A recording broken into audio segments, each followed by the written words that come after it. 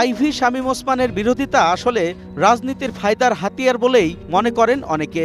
দা কুমড়া সম্পর্ক থাকলেও জুলাই বিপ্লবে ছাত্র জনতা দমনে ভূমিকা রাখেন একসাথেই।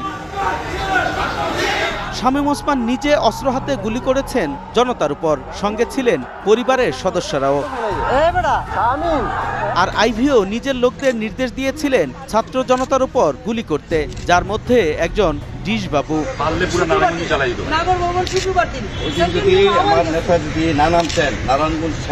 দায়িত্ব মনমতো পালন না করায় সে সময় স্বরাষ্ট্রমন্ত্রীর সামনেই রাগ ঝাড়েন বাবুর উপর।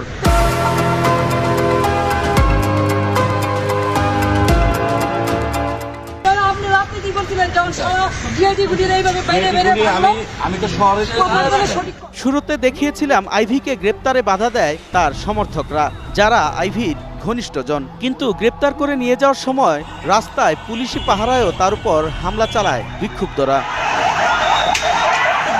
ওনার কথা বক্তব্য কথা বুঝলে যেমনি দুধের দোয়া তুলসী পাতা। তদন্ত হইলেই সে যে আসলেই একজন বড় মাপের দুর্নীতিবাজ সেটা প্রমাণিত হবে। লোক দেখানো বিরোধিতা থাকলেও আইভি এবং ওসমানরা আসলে ফ্যাসিস্টের পরীক্ষিত দোসর।